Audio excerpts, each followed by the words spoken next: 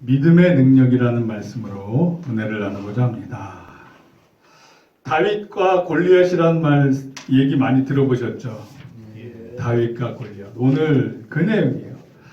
그리고 말씀을 보면 4절에 이런 말씀이 있어요. 4절에 그의 키는 6규빗 한 뼘이요. 그러면 과거에 한 규빗이 보통 45cm로 잡았어요. 네, 그 45cm로 잡으면 6규빗 한 뼘이면 45cm 곱하기 6 플러스 한 뼘 한 13cm 잡으면 283cm로 봐요. 그러니까 최소 270이다 그래요.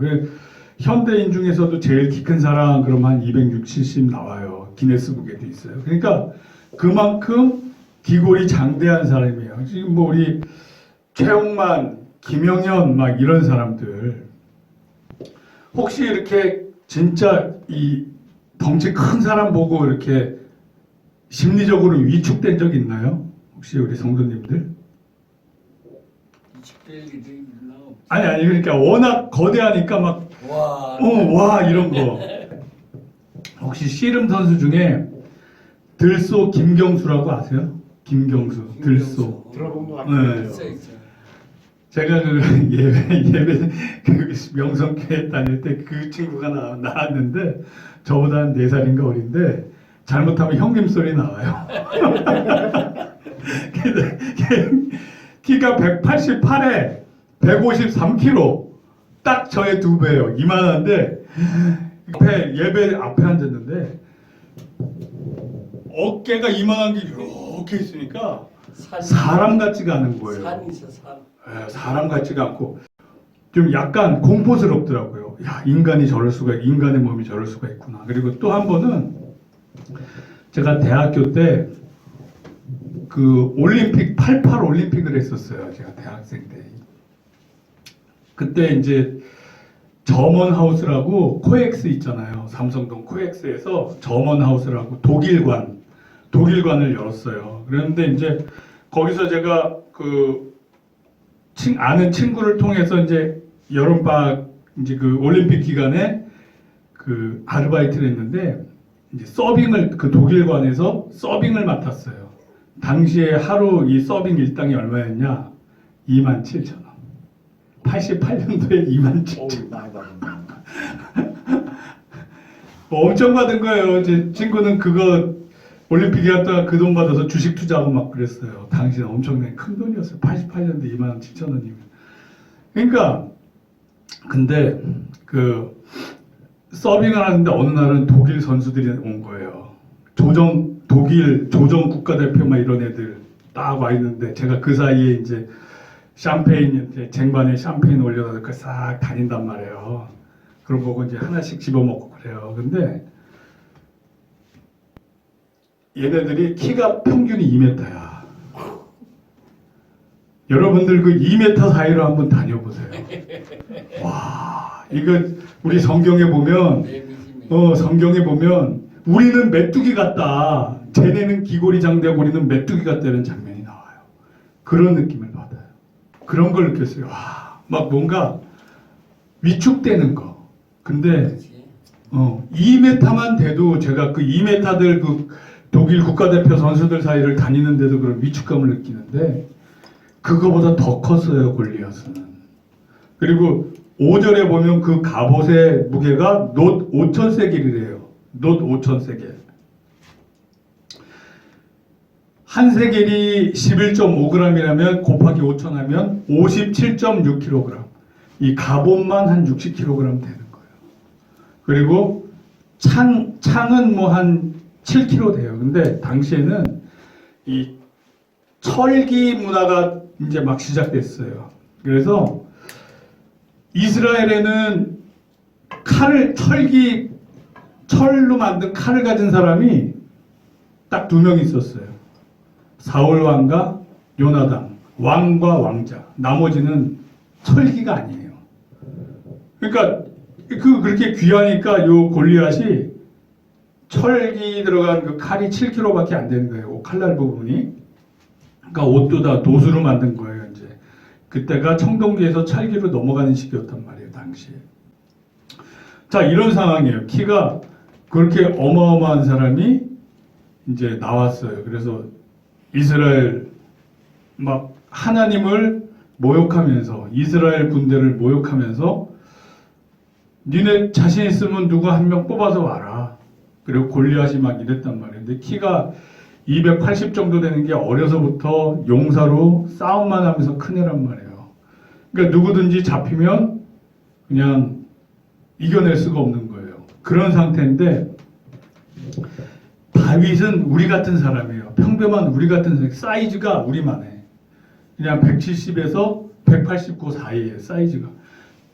그런 일반인이 이렇게 딱 부모님 심부름으로 전쟁터에 왔어요. 우리 형들 도시락 갖다 주라 그래서 도시락 갖고 싸갖고 왔는데 다윗은 믿음 신앙이 있었단 말이에요. 그런데 골리앗이라는 거인이 막 하나님을 모욕하고 이스라엘 군대를 모욕하니까 이 다윗이 의분이 생긴 거예요.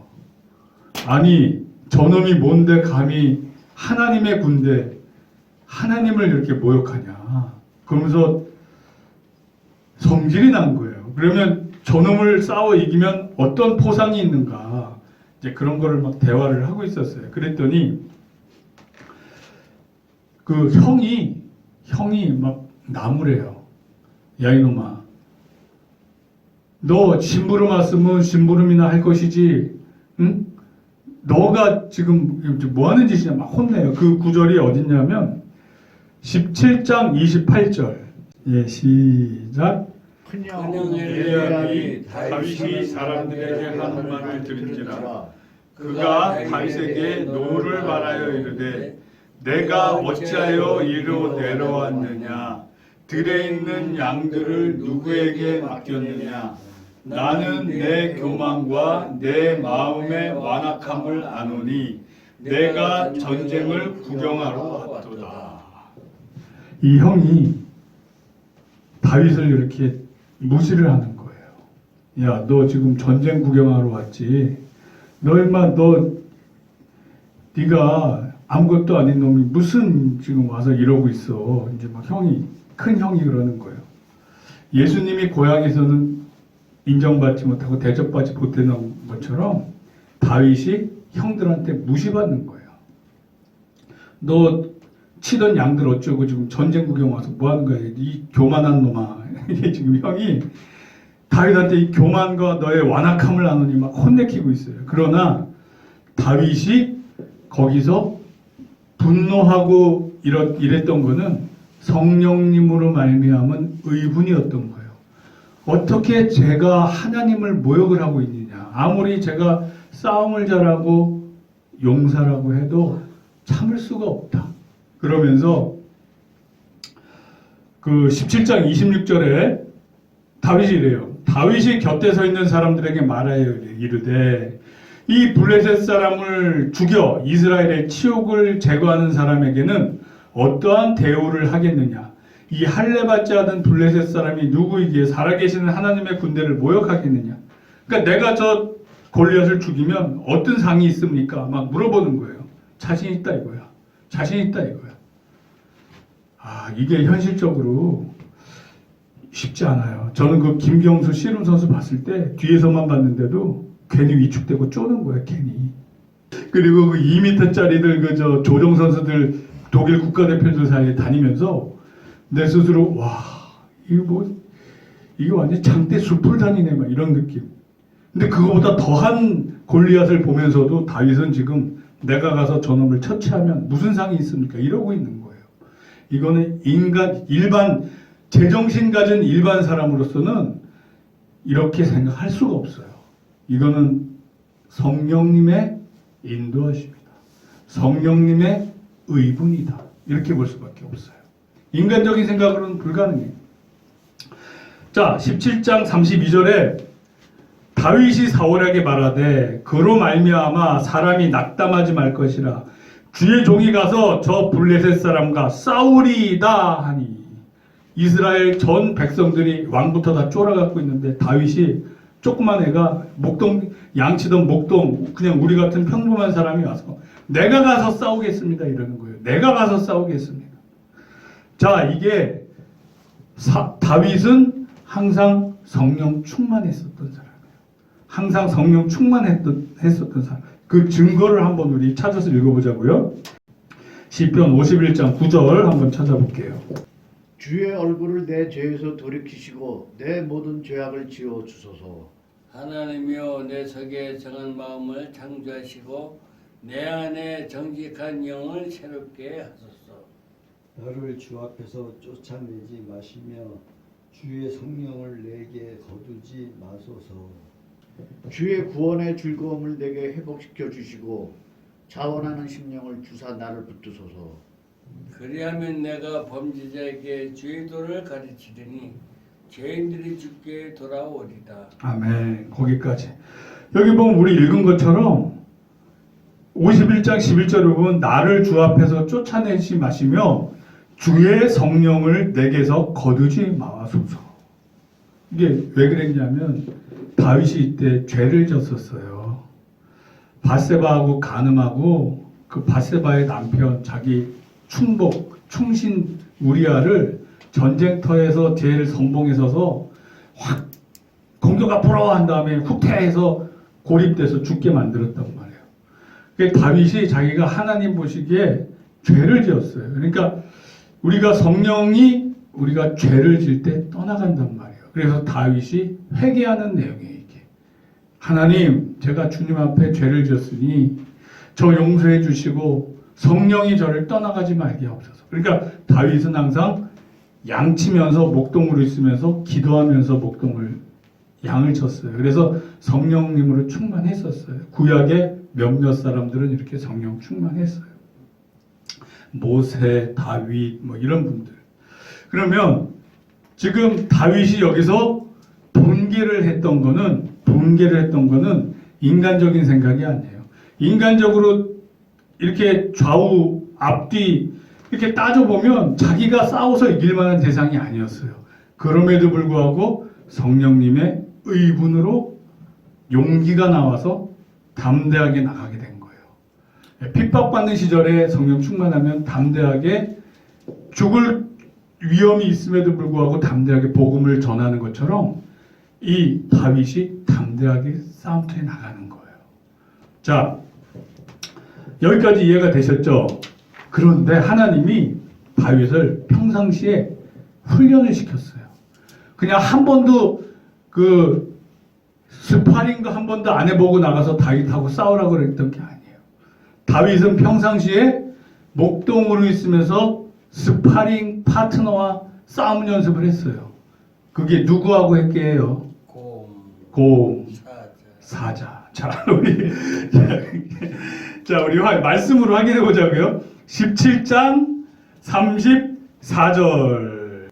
다윗이 사울에게 말하되 주의 종이 아버지의 양을 지킬 때 사자나 곰이 와서 양떼에게 새끼를 물어가면 내가 따라가서 그것을 치고 그 입에서 새끼를 건져내었고 그것이 일어나 나를 해하고자 하면 내가 그의 수염을 잡고 그것을 쳐 죽였나이다. 주의 종이 사자와 곰도 쳐 죽인 즉 살아계시는 하나님 군대를 모욕한 이 할례받지 않는 블레셋 사람들이니까 그가 짐승의 하나와 같이 되리이다. 다윗이 이르되 여호와께서 나를 사자의 발톱과 곰의 발톱에서 건져내셨은즉 나를 이 블레셋 사람의 손에서도 건져내시리이다. 사울이 다윗에게 이르되 가라 여호와께서 너와 함께 계시기를 원하노라. 아멘. 자, 평상시에 스파링 파트너가 사람이 아니라 맹수였어요. 맹수. 사자나 곰이었어요. 이것도 다윗이 성령 충만하고 자기가 맡은 바 책임, 내가 지켜야 될 양을 지키기 위해서 목숨 걸고 싸우고자 했단 말이에요. 그러니까 성령님이 힘을 주셔서, 아니 사람이 솔직히 톡 까놓고 얘기해서 보통 사람이 맹수와 싸워서 이길 수 있어요? 못 이겨요. 즉 이거는 삼손이 성령 충만해서 나귀 턱뼈로 1000명을 쳐 죽인 것처럼 이거는 성령님의 능력이 임한 거예요. 다윗이 보통 우리 같은 사람일진데 어떻게 사자와 곰을 이겨요? 사자가 얘네들이 작은 게 우리 동네 개도 그냥 막 큰 개들은 막 6, 70kg 나가요. 근데 사자는 2, 300kg, 200kg 막 나간단 말이에요. 거기다가 맹수란 말이에요. 우리는 그냥 의자에 앉아서 지내는 그냥 얌전한 사람들이고 걔네들은 말, 소 이런 걸 잡아먹는 애들이란 말이에요.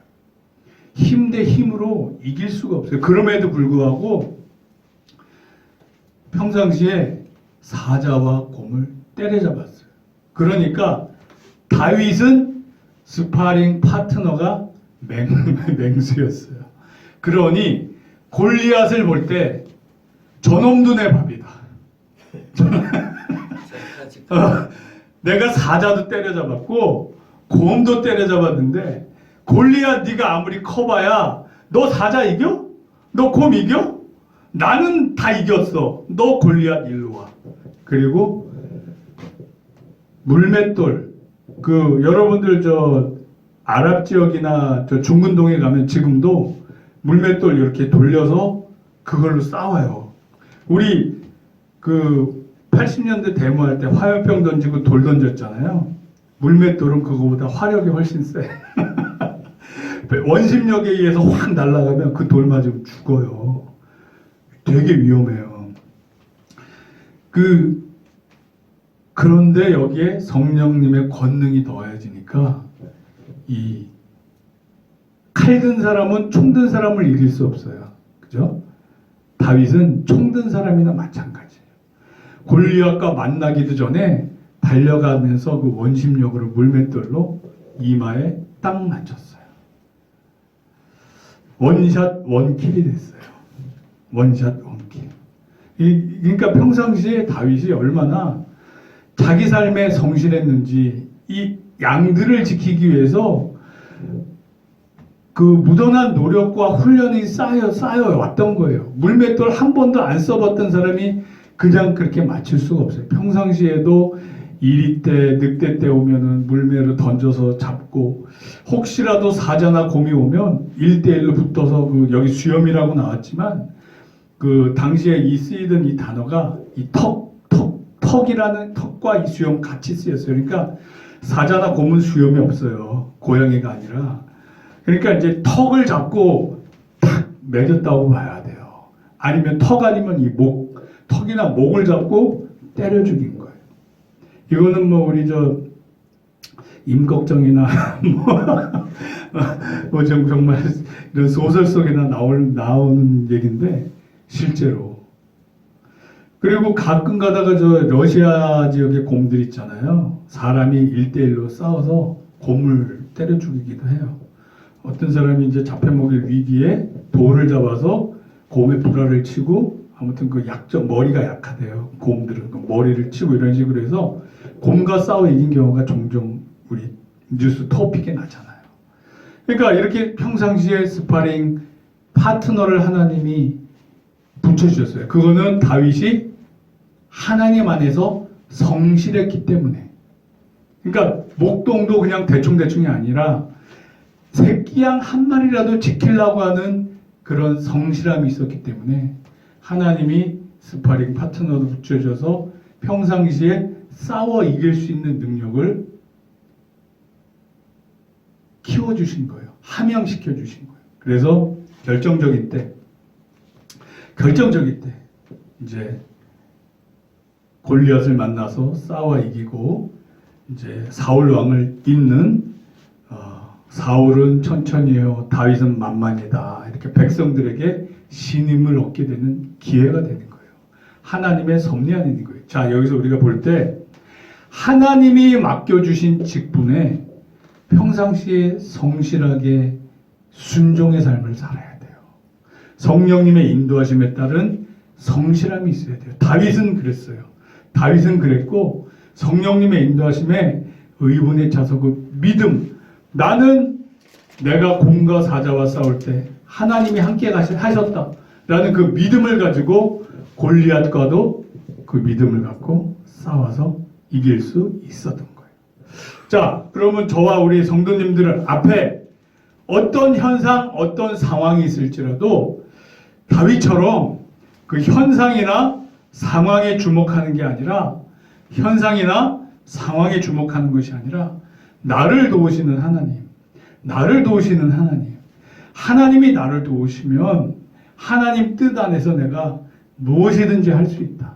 이게 하나님의 뜻에 맞다면 할 수 있다는 그런 믿음을 가지고 믿음의 능력으로 승리하는 저와 여러분들이 되기를 우리 주 예수 그리스도 이름으로 감사드리며 기도드립니다. 아멘. 아멘. 자, 그럼 결론으로 이사야 41장 10절 말씀으로 말씀을 마치도록 하겠습니다. 시작. 두려워하지 말라. 내가 너와 함께 함이라. 놀라지 말라. 나는 내 하나님이 됨이라. 내가 너를 굳세게 하리니 참으로 너를 도와주리라. 참으로 나의 의로운 오른손으로 너를 붙들리라. 아멘.